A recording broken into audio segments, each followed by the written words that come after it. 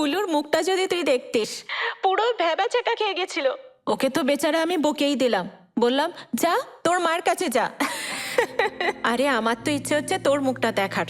ও যখন বলল তোর মুখের এক্সপ্রেশনটা কেমন হলো, আর যখন তুই রিয়েলাইজ করলি তখন কিরকম হলো।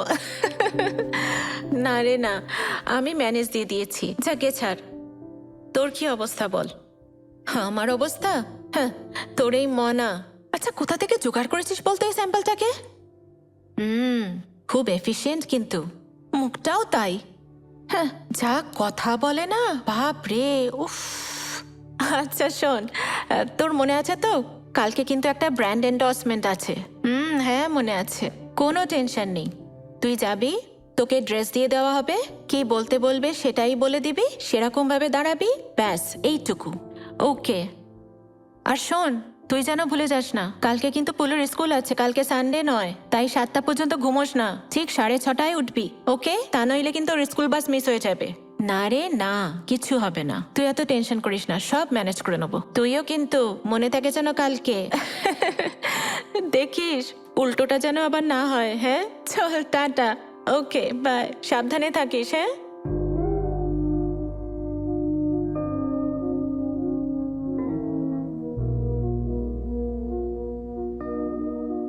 এটা এটা কি কস্টিউম? এটা কস্টিউম? হ্যাঁ। এর তো সামনে পেছনে কিছুই নেই। নিয়ে যাও, এটা আমি পরবো না। যা বাবা, আপনি তো এর আগে কতবার পড়েছেন। না না, আমি এসব পরবো না, নিয়ে যাও। ওকে ফাইন, আমি তাহলে ডিরেক্টরকে গিয়ে বলছি। হ্যাঁ, ডিরেক্টর শোনো, এদিকে এসো, রেখে যাও, দাও। ডিরেক্টরকে বলার কি আছে, যাও।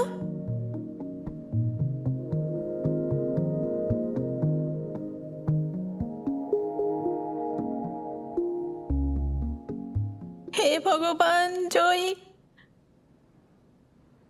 এ তুই আমাকে কোথায় এনে ফেললি জয়? কে ফাঁসলাম আমি। বাবা, তুই যে কি করে পারিস কি জানে, আমার তো 3-4 দিনেই হালাত খারাপ হয়ে গেছে। তোর কাজটা কি সহজ নাকি? শুনতেই সহজ, করতে গেলে না, উফ বাবা, জানটা বেরিয়ে যায়। তুই জানিস কালকে আমি 5 বার ডায়লগ ভুলে গেছি, 5 বার আমার জন্য কাট করতে হয়েছে। তাই এই রে, তাহলে নিলয়ের অবস্থা খারাপ করে দিয়েছিস তো? হাই সুইটহার্ট, তুমি ফোকাস করো, কাম অন, কনসেন্ট্রেট, লাইটটা নাও। ওহ হেভেন্স।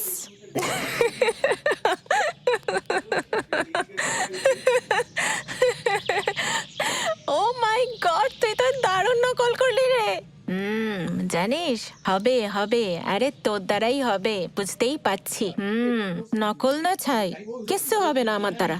আমি এদিকে এক্সপ্রেশন দেবো না, লাইন্স মনে রাখবো না, লাইট নেবো। উফ, সবকিছু যেন একদম জগা খিচুড়ি পাকিয়ে যাচ্ছে আমার।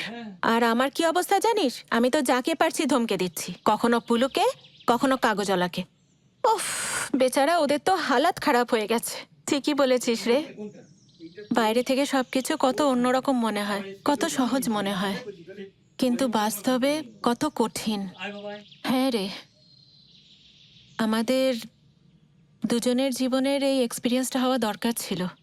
আমরা দুজনেই ভাবতাম আমাদের একে অপরের জীবনটা খুব সহজ, আমরা একে অপরের জীবনকে পেতে চেয়েছিলাম। কিন্তু আজকে এটার জন্যই আমরা বুঝতে পারছি যে আমাদের দুজনের জায়গাতে দুজনের কাজটা কতটা কঠিন।